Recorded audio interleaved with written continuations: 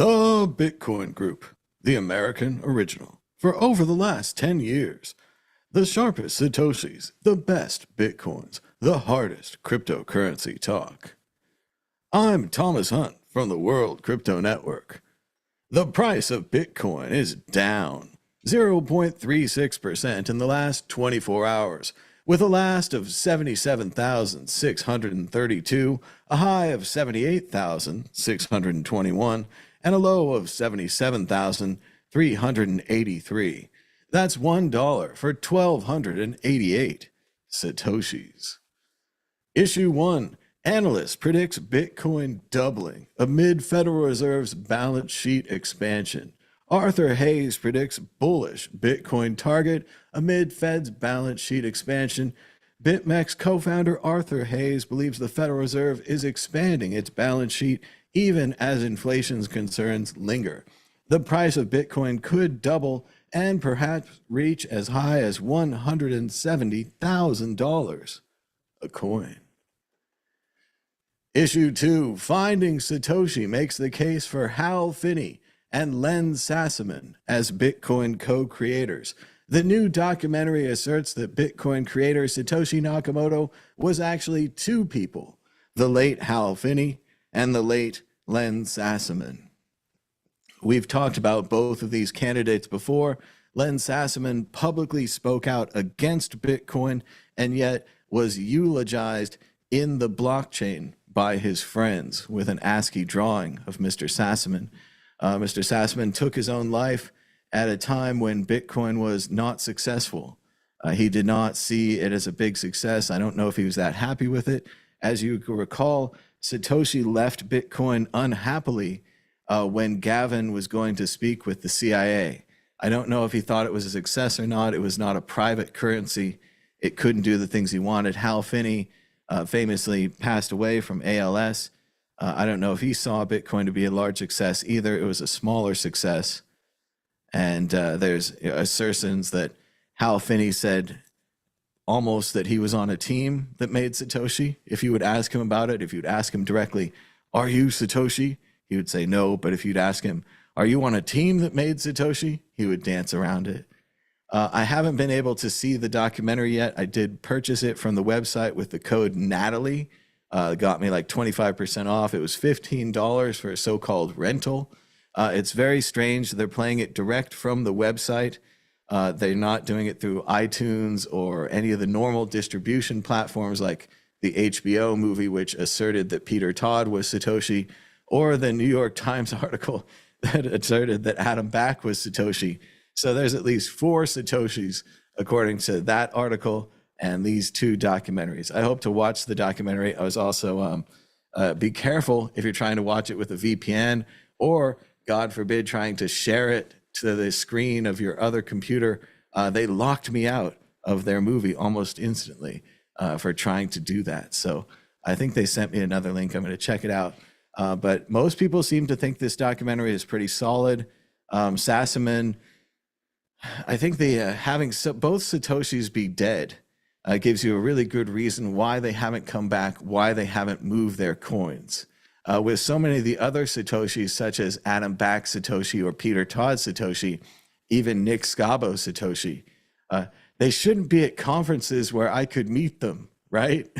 If you look at who Satoshi should be, not to say anything about your old mad Bitcoins here, but the fact that I've met Nick Scabo, Adam Back, Peter Todd, it means they're not Satoshi. I've not met Joy Ito. I never got to meet Hal Finney, and I certainly never met Len Sassaman. I got to meet Bram Cohen. He's not Satoshi. Jackson Palmer, not Satoshi. So it is interesting based upon people that I've met, as Cliff Clavin would say, people who are in my kitchen. Len Sassaman, Hal Finney, never been in my kitchen. Therefore, maybe they are Satoshi Nakamoto. So an interesting theory. Let us know in the comments and the chat down below who you think Satoshi Nakamoto is. We've got Starship here with us. He says, Satoshi was really the CIA and a darknet hacker, and all of us, an alien from the future and AI. So we don't know. It could be many things. Let's see, we want to check in with the Magic 8 Ball while we're here. He says the price of Bitcoin is up for the week. So that means I was right and the ball was right. I'm going to continue being positive about Bitcoin. So I think up. Will the price of Bitcoin be higher this time next week? Checking in with the source of all truth and knowledge, the Bitcoin Magic 8 Ball. Will it be higher this time next week? And the answer is, let's see, lots of bubbles. It's almost impossible to read. Concentrate and ask again. Concentrate and ask again. So there you go. You can trust the Bitcoin Magic 8 Ball for your predictions. So I think the documentary makes a good case. It's interesting to be in a time where HBO says Peter Todd, New York Times says Adam Back, and this documentary says Hal Finney and Len Sassaman. So there are many candidates for Satoshi. As predicted originally, way back in the day, in the early days of the show, the media cannot get enough of this who is Satoshi thing. And I think part of it is the money, having all of those coins locked up, which again, I hope that they threw out. I hope that they said, well, that's garbage, or that's test data, or maybe they were really smart economically and they said that'll create like a big heavy weight, something to stack value upon, where you could say, well, whatever happens, Bitcoin has this big block of currency that won't move. Does that say the same if Jameson Lopp and others move ahead with their plan to freeze the Satoshi coins to make them quantum proof? Yes, kind of. If they keep those coins frozen, if they recycle those coins, as Rutzel was talking about a few weeks ago, that does change it, putting them back in circulation. But did Satoshi intend that? Did they intend for them to circulate? Did they intend for them to be there? Did they throw them out? Does the internet, does the media care just because of the money? No. They also care because it's a mystery. And they are so good at solving mysteries because they get to somebody near the mystery and then they solve it.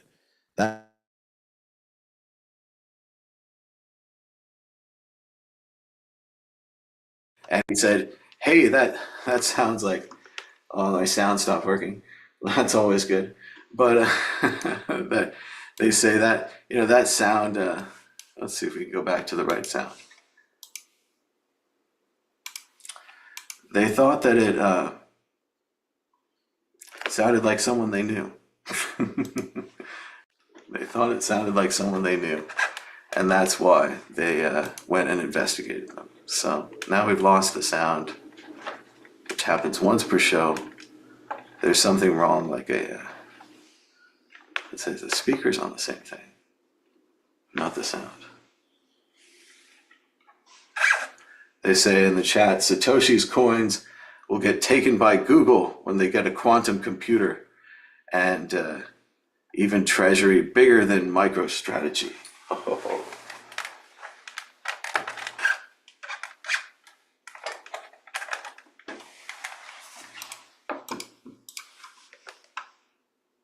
Let's see if we can get it to change back.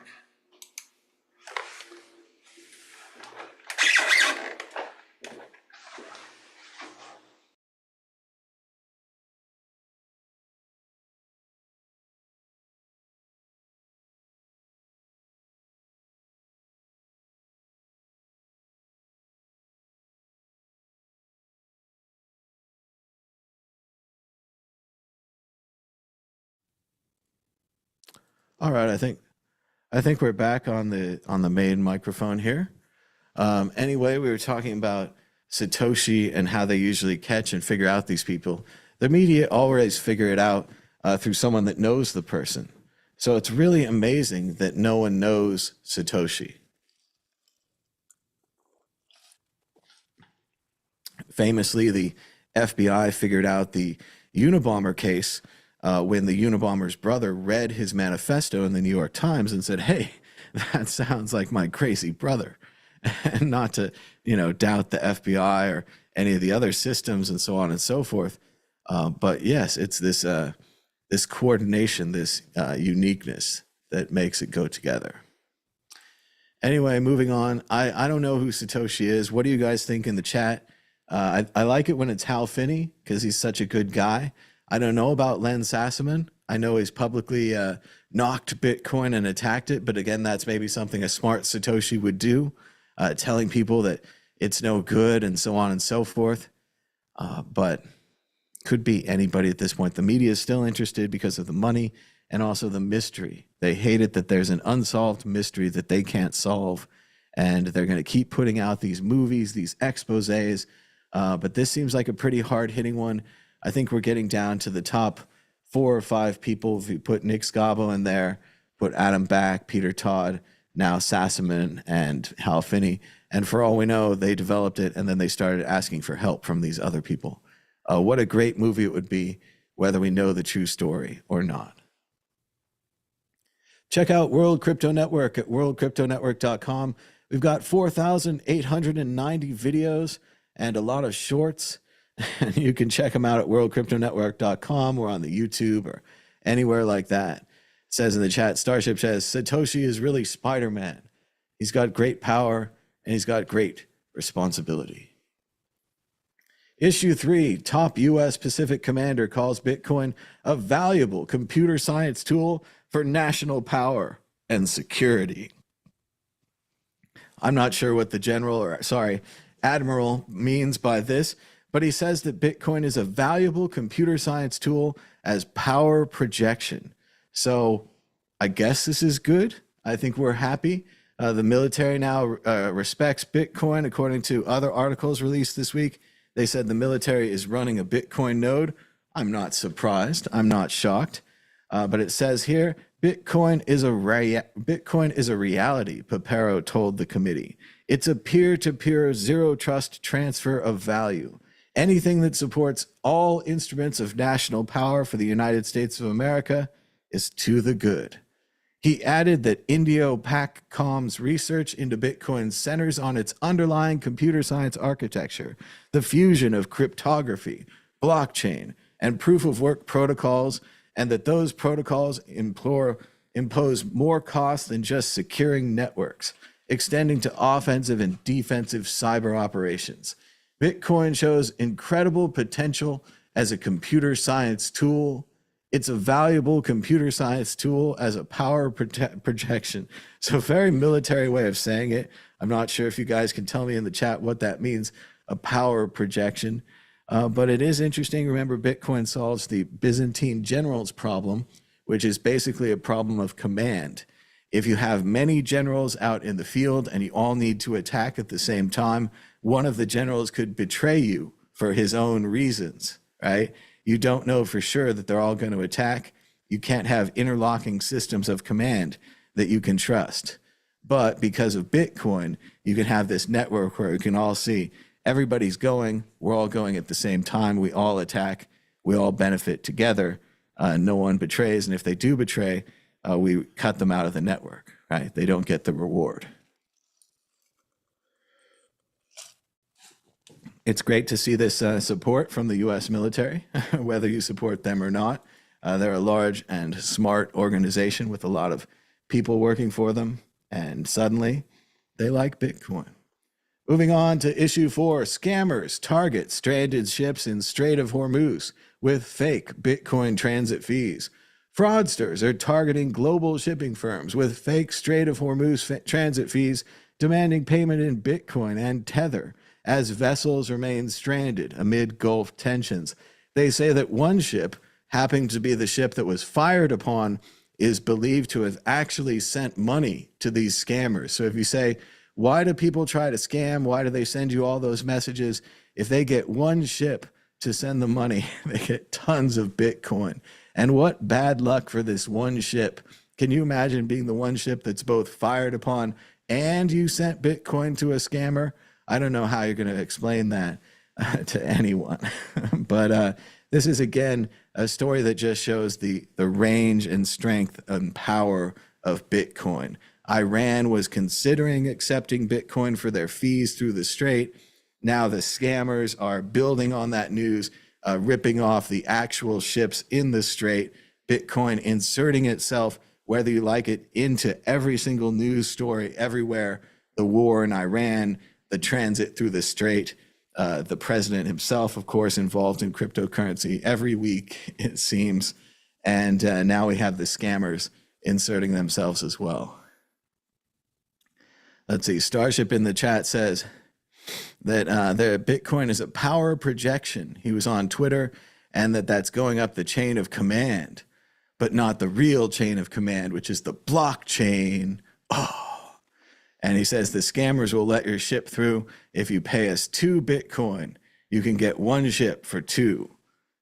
So it's a good deal for the scammers. We've got a couple more stories today, just rounding out the news. Berenberg tells investors to put 45% in gold, silver, and Bitcoin, ditching bonds entirely. Berenberg's strategies propose emphasizing gold, silver, and Bitcoin, driven by macroeconomic factors and geopolitical dynamics. People are tired of stocks going up and down too much. Stocks are tied too much, I would say, to the uncertain future of the president of the United States, the war in Iran, what else is going on. They say if you want long-term gains, according to this firm, not investment advice here, you should buy gold, silver, and Bitcoin. I like the sound of that. Trump is to host a bash for crypto investors tied to his coin sales.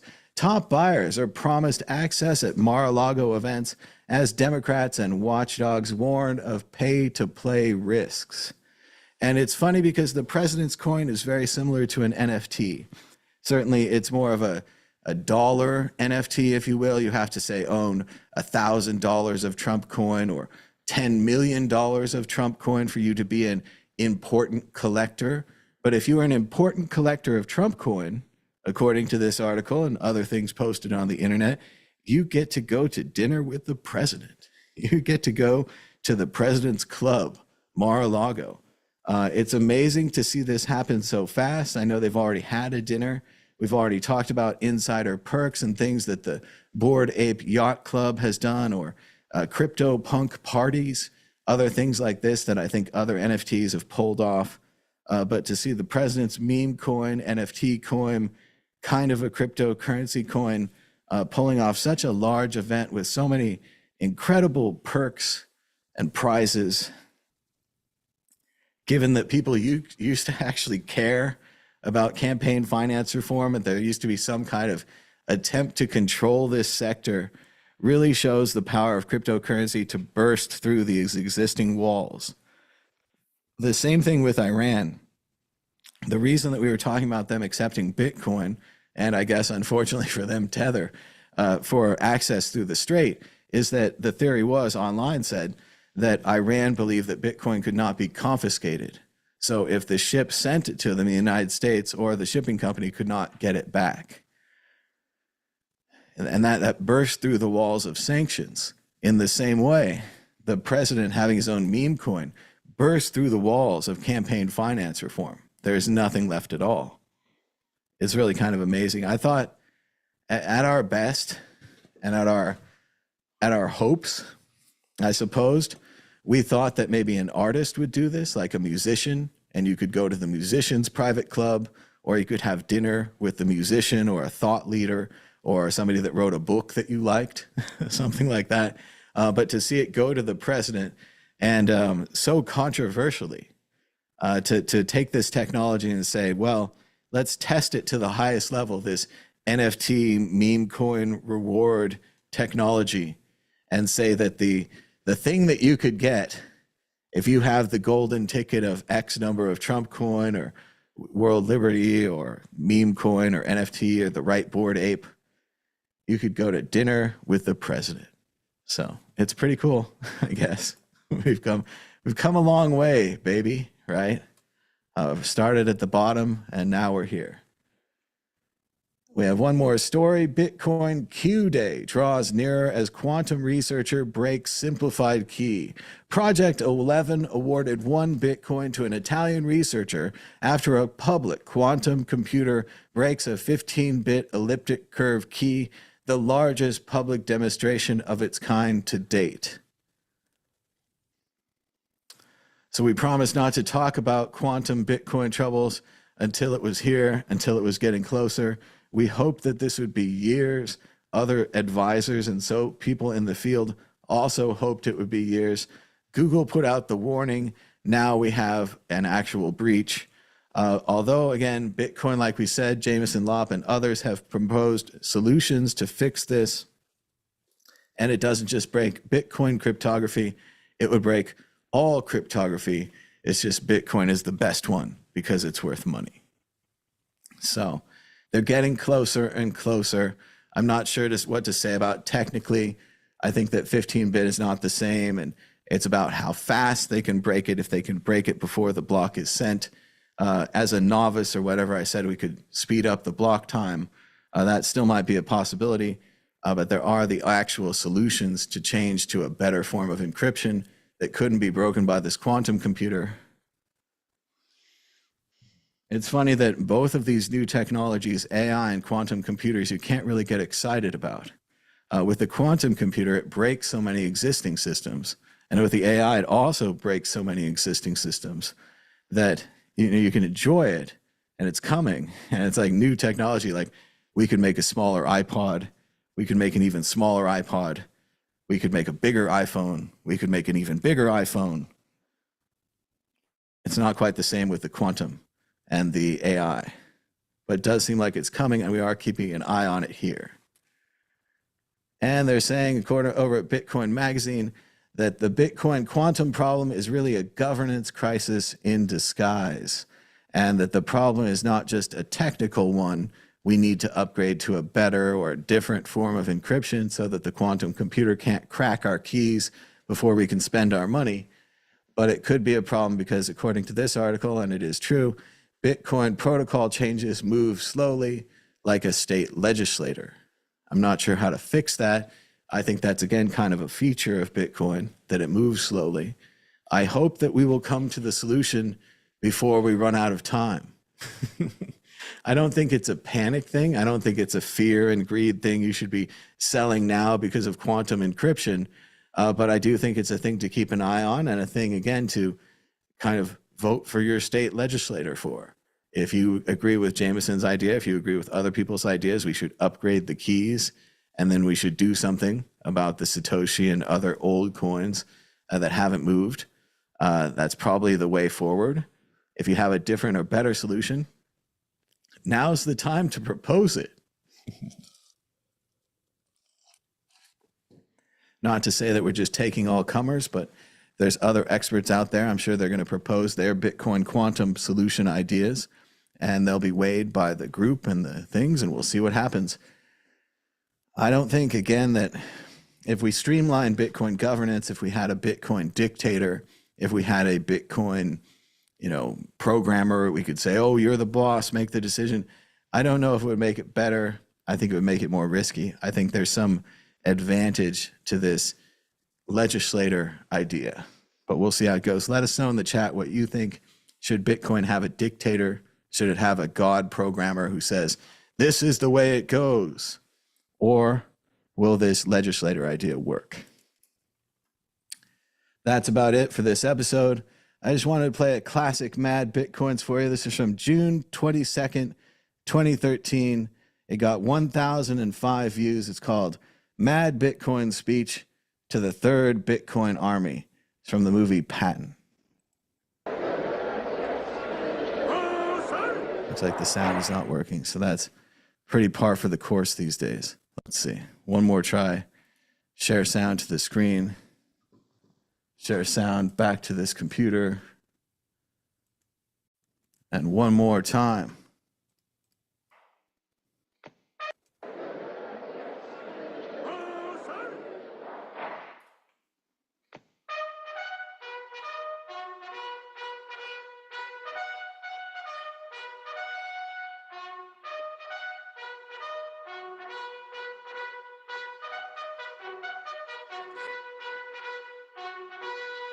I want you to remember that no bastard has ever won a war by dying for his country.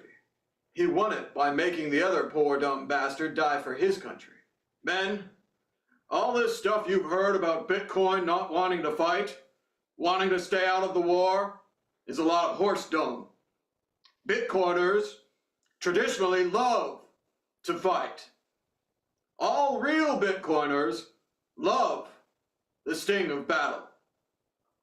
When you were kids, you all admired the champion marble shooter, the fastest runner, the big league ball player, the toughest boxers. Bitcoiners love a winner and will not tolerate a loser. Bitcoiners play to win all the time. Why, I wouldn't give a hoot in hell for a man who lost and laughed. That's why Bitcoiners have never lost and will never lose a war, because the very thought of losing is hateful to Bitcoiners. Now, pool mining is a team. It lives, eats, sleeps, mines as a team. This individuality stuff is a bunch of crap. The bilious bastards who wrote that stuff about individuality in the Saturday Evening Post don't know anything more about real battle than they do about fornicating. Now we have the finest ASICs and GPUs, the best spirit, and the best people in the world. You know, by God, I almost pity those poor fiat bastards we're up against. By God, I do. We're not just going to shoot the bastards. We're going to cut out their living guts and use them to grease the treads of our miners. We're going to murder those lousy fiat bastards by the bushel. Now, I know some of you boys are wondering whether or not you'll chicken out under fire. Don't worry about it.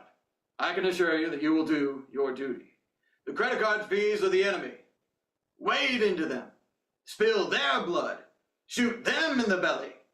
When you put your hand into a bunch of goo that a moment before was your best friend's Bitcoin wallet, you'll know what to do. Now, there's another thing I want you to remember. I don't want to get any messages saying that we are holding our position. We're not holding anything. Let the fiat do that. We're advancing constantly. We're not interested in holding on to anything but the enemy. We're going to hold on to him by the nose, and we're going to kick him in the ass. We're going to kick the hell out of him all the time, and we're going to go through him like crap through a goose. Now, there's one thing that you men will be able to say when you get back home, and you may thank Bitcoin for it. 30 years from now, when you're sitting around your fireside with your grandson on your knee and he asks you, what did you do in the great digital currency war? You won't have to say, well, I shoveled bits in Louisiana. All right now, you sons of bitches know how I feel.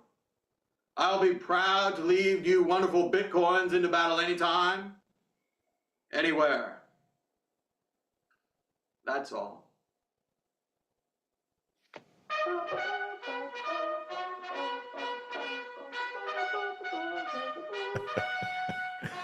Oh, that's good stuff.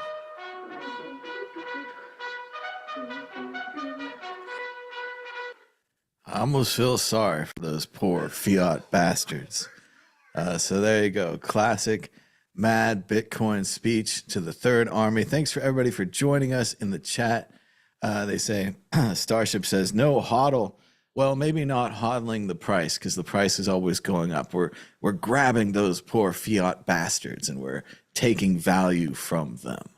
Thanks to Chikazi in the chat says, I've got acting skills. How about that? And then Starship says, hashing, it's not a gunfight. It's math, not bombs. We're a peaceful people. But we can quote movies too. So even movies about war. But thanks so much to everybody for joining us. We're out of time. Until next week. Bye-bye.